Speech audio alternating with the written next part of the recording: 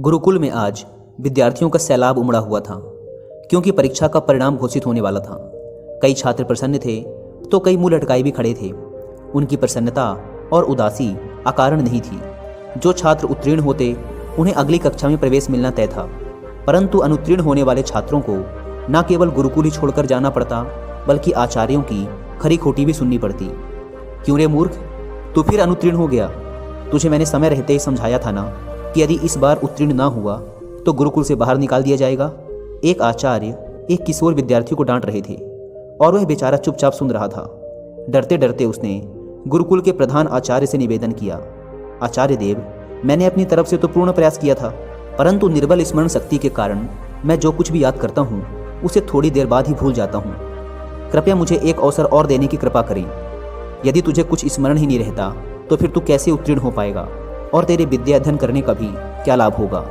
यदि देवता भी तुझ पर कृपा करें ना तो भी तुझ जैसी जड़ बुद्धि को उत्तीर्ण नहीं करा सकते।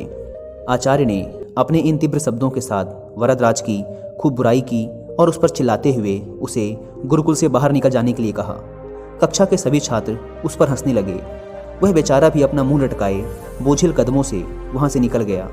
अनेकों प्रश्न उसके मन में उथल पुथल मचाए हुए थे। कैसे वह अपने घर लौटेगा? माता पिता को जाकर क्या उत्तर देगा? जब लोगों को पता चलेगा कि उसे गुरुकुल से निकाल दिया गया है तब वह कैसे उनका सामना कर पाएगा? वरदराज का हृदय बैठा जा रहा था। आखिर उसने अपनी ओर से तो भरसक प्रयत्न किया था, रात रात भर बैठकर पढ़ाई की थी, लेकिन यदि फिर भी उत्तीर्ण ना हो सका तो वह क्या कर सकता था? सवालों के भंवर में फंसा वह अब अपने गांव के पास ही आ पहुंचा था, पर क्योंकि धूप बहुत तेज हो चली थी इसलिए उसने थोड़ा विश्राम करने का निश्चय किया। गर्मी की इस तपती दोपहर में सूरज की तेज रोशनी सबको जला रही थी, पर यहाँ भूख भी उसे बेहाल किए हुए थी।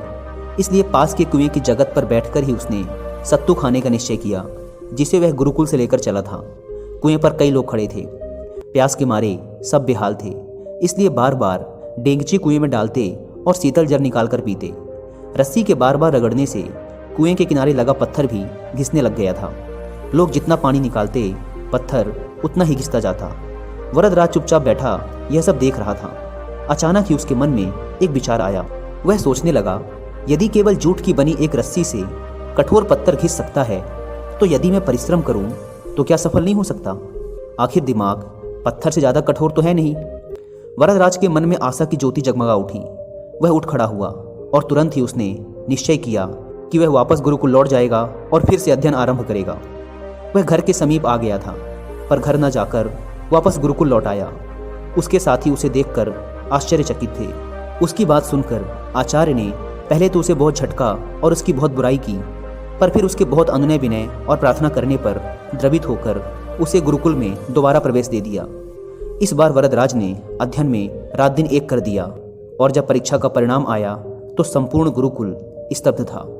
वरदराज न केवल उत्तीर्ण हुआ था, बल्कि उसने संपूर्ण विद्यालय में प्रथम स्थान प्राप्त किया था।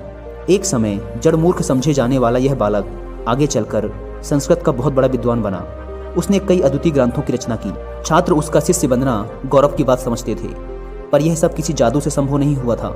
यह आश्चर्यजनक परिणाम उपजा था संकल्प की अमोघ शक्ति से। कठोर परिश्रम और प्रबल इच्छा शक्ति के बल पर ही यह असंभव कार्य संभव हुआ था। कामयाब लोग गलत नहीं कहते। निश्चय ही संकल्प सफलता का प्रथम सूत्र है। सच्चा संकल्प एक ऐसा अचूक अस्त्र है जो कभी खाली नहीं जाता। यदि हम किसी भी कार्य को करने का संकल्प कर लें तो ऐसा कौन सा अवरोध है जो उसके मार्ग में चट्टान बनकर खड़ा हो जाए? निसंदेह कुछ भी नहीं। करोड़ों युवाओं के प्रेरणा स्रोत स्वामी विवेकानंद जी ने एक बार कहा था, मुझे पूर्ण विश्वास है कि ब्रह्मांड में कोई भी शक्ति किसी भी व्यक्ति को उस चीज को हासिल करने से नहीं रोक सकती जिसका वह वास्तव में हकदार है। यदि मन अपनी पूर्ण क्षमता में जागृत है तो हर चीज पाई जा सकती है। पहाड़ों को भी खाक में मिलाया जा सकता है। संकल्प दूसरी किसी भी चीज से ज्यादा शक्तिशाली है। प्रबल इच्छा शक्ति के सामने हर चीज को झुकना ही पड़ता है, क्योंकि यह सीधे भगवान से आती है। एक शुद्ध और शक्तिशाली संकल्प सर्वशक्तिमान है।